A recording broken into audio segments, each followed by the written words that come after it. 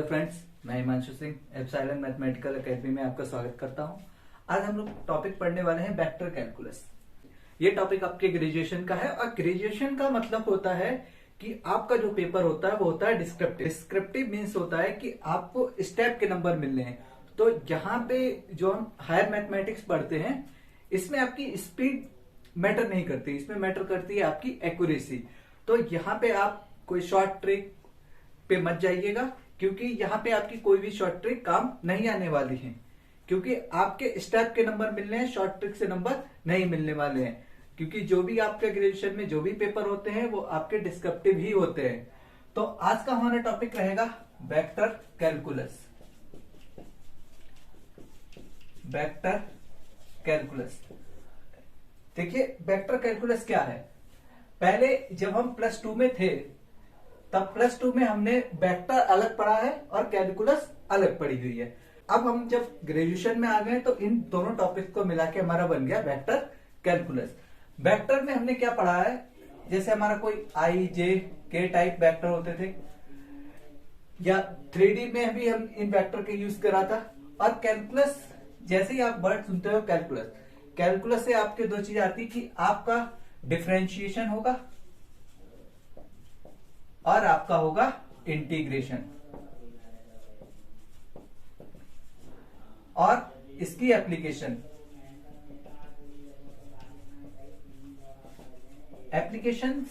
Differentiation, integration and its application. Application में क्या आता था, आप एरिया और वॉल्यूम निकालते थे। अब जब हमारा हो गया वेक्टर कैलकुलस, वेक्टर का डिफरेंशिएशन करना है, वेक्टर का इंटीग्रेशन करना है और वेक्टर की हेल्प से सरफेस एरिया, वॉल्यूम, वो सारी चीजें निकालनी है। इसमें हमारे वेक्टर कैलकुलस में जो टॉपिक रहेंगे, फर्स्ट टॉपिक रहेगा आपका basics of vector calculus and second topic differential calculus and third topic integral calculus and fourth topic important theorem।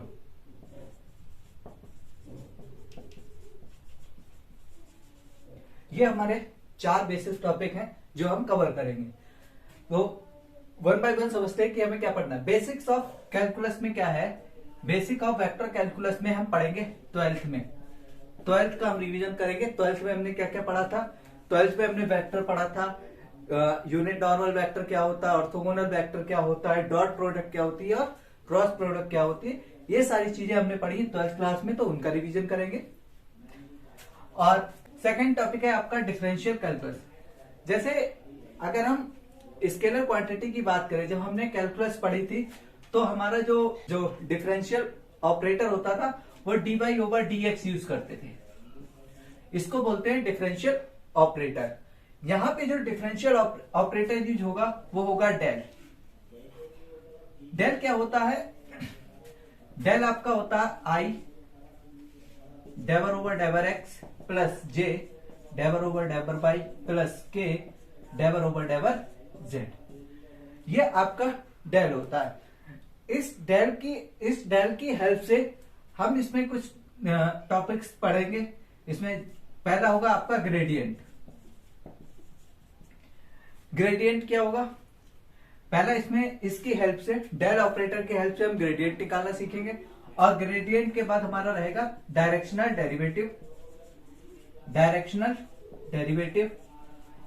और थर्ड टॉपिक रहेगा, इस डेल की हेल्प से जो हम फाइंड आउट करेंगे वो रहेगा डाइवर्जेंस। और फोर्थ टॉपिक रहेगा आपका कर्ल। जब हम डाइवर्जेंस, ग्रेडियंट और कर्ल निकालना सीख जाएंगे, उसके बाद हम अपना थर्ड टॉपिक पे आएंगे इंटीग्रल कैलकुलस। इंटीग्रल कैलकुलस में आप क्या पढ़ेंगे, सबसे पहले लाइन इंटीग्रल, सरफेस इंटीग्रल और वॉल्यूम इंटीग्रल। इस लाइन इंटीग्रल का यूज करके कुछ इंपॉर्टेंट थ्योरम है जिसको हम रिलेशनशिप कहते हैं बिटवीन सरफेस इंटीग्रल और वॉल्यूम इंटीग्रल में। तो इनके रिलेशन के लिए हमारे पास 3 थ्योरम है। पहली आपकी Stokes theorem, Stokes theorem, second one green theorem, and last one is Gauss theorem. In theorems में क्या है कि लाइन और सरफेस का रिलेशन, सरफेस और वॉल्यूम का रिलेशन, वॉल्यूम और लाइन का रिलेशन, तो इन तीनों को रिलेशन दिखाने के लिए हमारे पास, रिलेशन से क्वेश्चंस करने के लिए हमारे पास कुछ थ्योरम्स हैं जिन्हें हम बोलते हैं स्टोक्स थ्योरम, ग्रीन थ्योरम और गॉस थ्योरम। तो ये ओवरऑल हमारा वेक्टर कैलकुलस का सिलेबस है जो हमारे हायर मैथमेटिक्स में आता है, जो आपके गेट में हो, चाहे जैम में हो या आपका बीएससी में हो।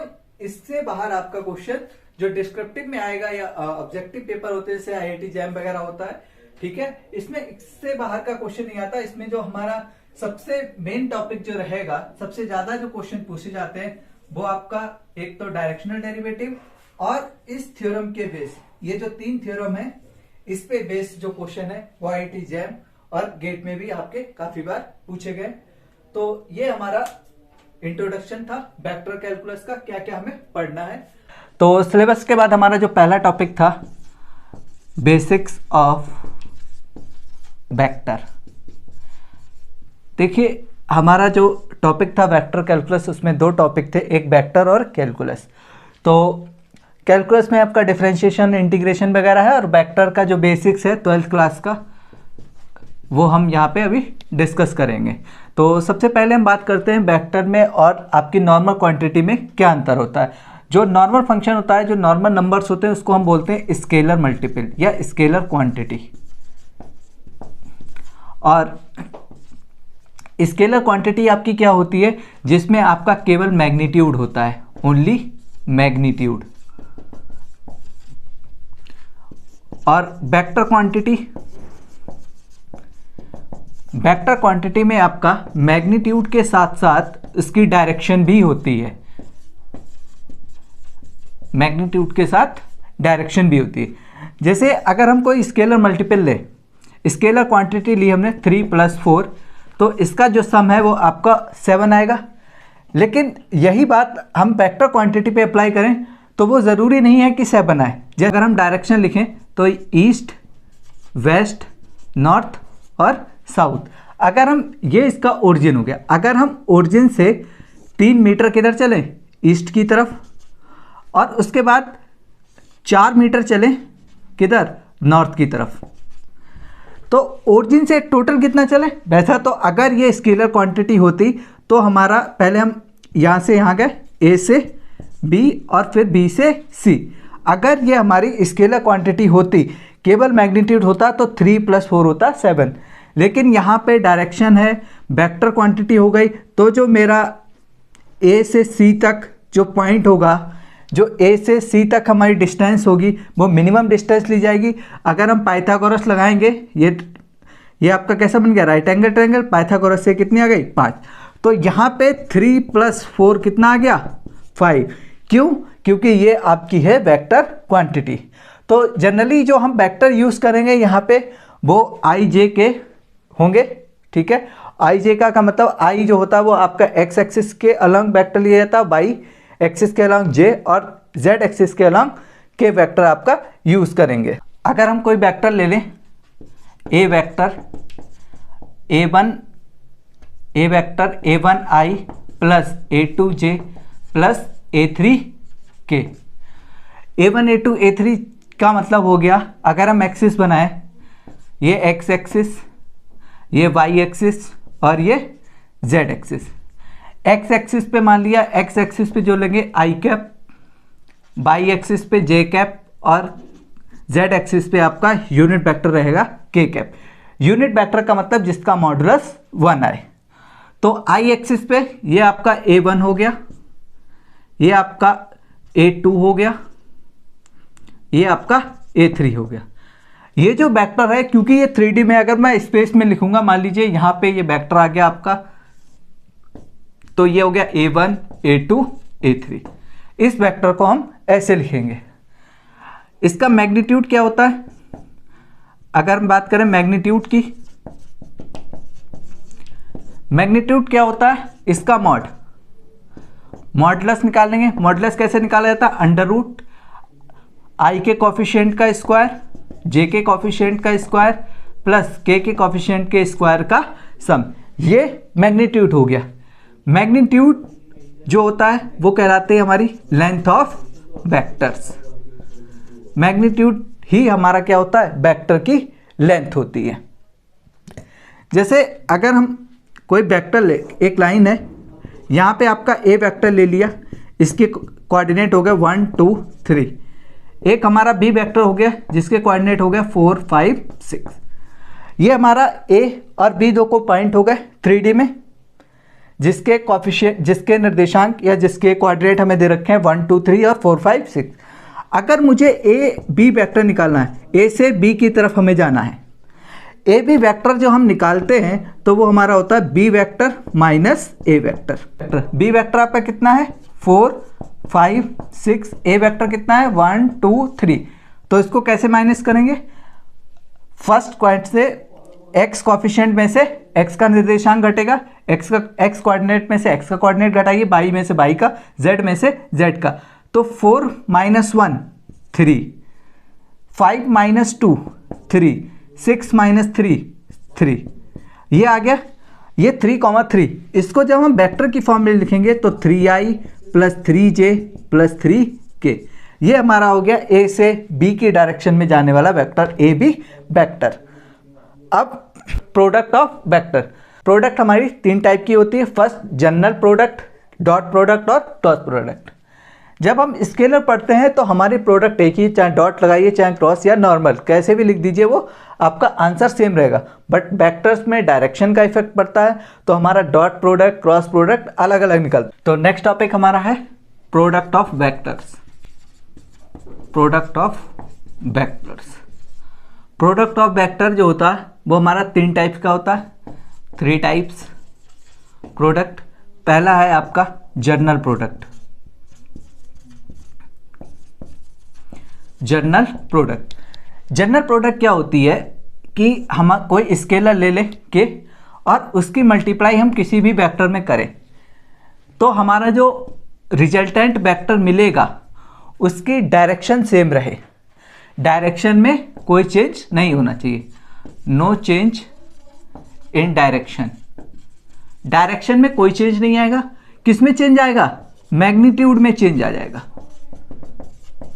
मैग्नीट्यूड चेंज हो जाएगा आपका। तो जनरल प्रोडक्ट क्या होती है? जनरल प्रोडक्ट आप किसी भी वेक्टर में स्केलर से मल्टीप्लाई करते हैं तो जो रिजल्टेंट आपका वेक्टर मिलता है वो आपका कहलाता है जनरल प्रोडक्ट, और उस रिजल्टेंट वेक्टर की डायरेक्शन वही होगी जो आपके पहले वेक्टर की थी। मतलब कि आपका स्केलर से मल्टीप्लाई करने पे केवल वेक्टर का मैग्नीट्यूड बदलता है, उसकी डायरेक्शन में कोई चेंज नहीं आता है। सेकेंड प्रोडक्ट है डॉट प्रोडक्ट।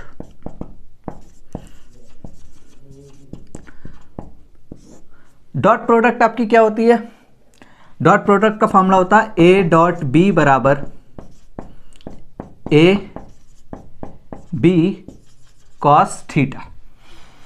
अगर हम कोई वेक्टर ले लें ए और बी, ये आपका ए वेक्टर हो गया, ये आपका बी वेक्टर हो गया, इसका एंगल हो गया बीच में थीटा। ये जो थीटा आपका लिया जाता है ये एंटी क्लॉकवाइज या काउंटर क्लॉकवाइज भी बोलते हैं इसको। यहां से आप थीटा की वैल्यू निकालेंगे, यहां से आप कॉस थीटा निकाल लीजिए तो कॉस थीटा क्या मिलेगा? A dot B upon mod A mod B. ये फॉर्मूला हो गया आपका दो वेक्टर्स के बीच का एंगल निकालने का। यहां से थीटा क्या हो जाएगा? Cos inverse A dot B upon modulus of A और modulus of mod of B. ये आपका हो गया दो वेक्टर्स के बीच का एंगल। हम क्या करेंगे कि जब हमें डॉट प्रोडक्ट निकालनी होगी तो हम इस फॉर्मूले का यूज तो नहीं करने जा रहे हर जगह, तो हम मैथमेटिकली देखिए इसको कैसे करेंगे। ये तो हमारी डेफिनेशन हो गई डॉट प्रोडक्ट की, लेकिन जब हम क्वेश्चंस में यूज करेंगे तो इसका देखिए मैथमेटिकली कैसे यूज करेंगे। अगर हमारे पास कोई वेक्टर है, ए वेक्टर हमने ले लिया, a1i, a2j, a3k, B vector हमने ले लिया b1i, b2j एंड b3k। हमारा जो a डॉट बी होगा, a डॉट बी का मतलब i की i के साथ मल्टीप्लाई करा लीजिए, j की j के साथ, k की k के साथ, तो बनेगा a1 b1 plus a2 b2 plus a3 b3। अब ये क्या हुआ, a डॉट बी, ये वेक्टर सारे गायब हो गए, ये आपकी बन गई कैसी, स्केलर क्वांटिटी, ये आपकी स्केलर क्वांटिटी आ गई। इसलिए आपके डॉट प्रोडक्ट को स्केलर क्वांटिटी आने की वजह से आपका जो डॉट प्रोडक्ट है उसे हम स्केलर प्रोडक्ट भी बोलते हैं। ये हमारा स्केलर प्रोडक्ट भी कहलाता है।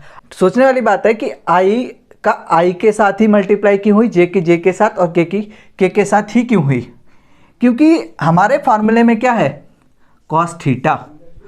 कॉस थीटा आई जे के, आई यहाँ पे मान लीजिए ये एक्स एक्सिस है, ये वाई और जेड, ये आपका आई, यहाँ पे जे और यहाँ पे के।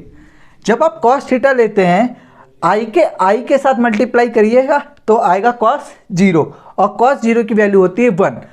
बाकी आई का जे के साथ और आई का के साथ जो एंगल बनेगा वो 90 डिग्री बनेगा, और 90 डिग्री में हो जाता है कॉस 90 जीरो, इसलिए वो वाली टर्म नहीं आती।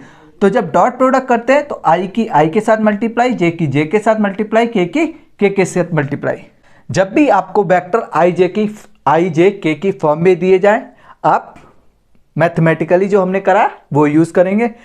लेकिन अगर आपको कंसीडर करना है कि कोई वेक्टर, जैसे आपको कंसीडर करना है A vector, B vector, C vector, A B C अगर कंसीडर करना है, तब आपको ये वाला आपका जो डेफिनेशन है वो यूज़ करेंगे। नेक्स्ट आपका है क्रॉस प्रोडक्ट। क्रॉस प्रोडक्ट का जो डेफिनेशन होती है वो A cross B equal to mod of A mod of B sine theta into N cap. N cap क्या है, यह है आपका unit normal vector. Unit normal vector A cross B की डायरेक्शन में, ए क्रॉस बी की direction में ये है इसका यूनिट नॉर्मल वेक्टर। लेकिन मैथमेटिकली जब हम यूज करेंगे इस टर्म को, मैथमेटिकली देखिए कैसे निकाला जाता है क्रॉस प्रोडक्ट। मैथमेटिकली जो है क्रॉस प्रोडक्ट, अगर हमारे पास कोई वेक्टर है, एग्जांपल लीजिए, लेट कर लीजिए, अगर हमारे पास कोई वेक्टर है a1i, a2j, a3k and B vector है आपका b1i, b2j प्लस b3k, तो आपका क्रॉस प्रोडक्ट जो होगा वो निकाला जाता है मैट्रिक्स की हेल्प से या डिटर्मिनेंट की हेल्प से। तो ये आपका निकालने का फॉर्मूला होता है आई जे के, ये आपका बी ए वाला वेक्टर, फर्स्ट आपका ए है तो ए के कॉफिशिएंट, आई का कॉफिशिएंट a1, फिर जे का कॉफिशिएंट, फिर के का कॉफिशिएंट, ऐसे ही second by b1 b2 b3। जैसे आप डिटर्मिनेंट सॉल्व करते हैं सेम वैसे ही सॉल्व हो जाएगा। आई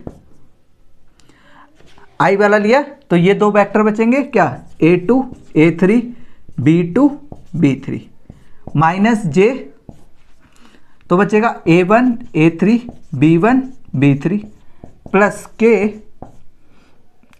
के तो a1 a2 b1 b2। ये आपका सॉल्व हो जाएगा। ये क्या हो जाएगा, i a2 b3 minus a3 b2 minus का j, ये आपका a1 b3 minus b1 a3 plus के a1 b2 minus b1 a2।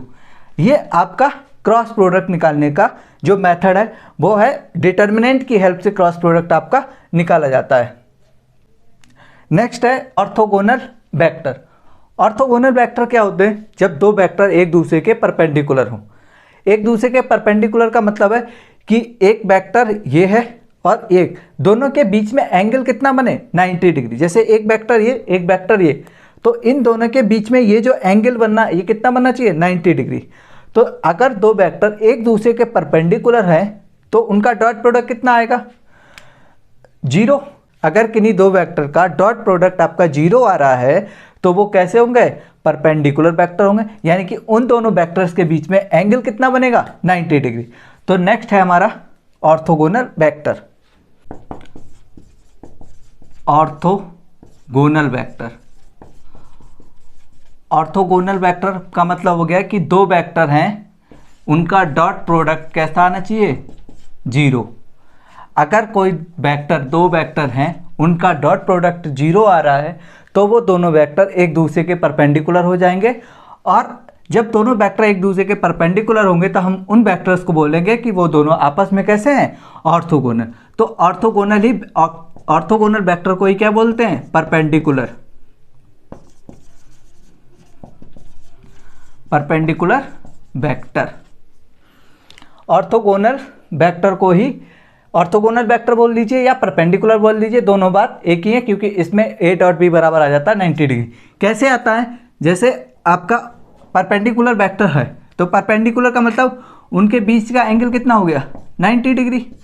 Orthogonal का मतलब हो गया कि डॉट प्रोडक्ट 0 या परपेंडिकुलर वेक्टर 90 डिग्री, परपेंडिकुलर का मतलब एक दूसरे से 90 डिग्री एंगल बना रहे हैं। तो अगर थीटा उनके बीच में 90 डिग्री है तो डॉट प्रोडक्ट का आपका फॉर्मूला क्या होता है, a डॉट b बराबर A B cos theta.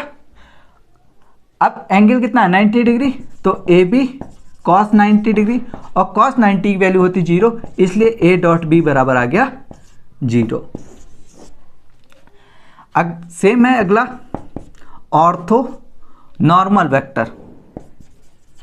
Ortho normal vector, ortho normal vector क्या होता है कि डॉट प्रोडक्ट तो 0 हो, दो वेक्टर की डॉट प्रोडक्ट 0 हो, साथ ही साथ उनका मॉडुलस कितना होना चाहिए, मॉडुलस होना चाहिए 1, यानी कि यूनिट नॉर्मल वेक्टर। अगर ये दोनों कंडीशन एक साथ सेटिस्फाई होती हैं तो हम उसको बोलते हैं कि जो दोनों वेक्टर हैं वो कैसे होंगे, ऑर्थो नॉर्मल वेक्टर होंगे। इसमें एक चीज और बची है, यूनिट वेक्टर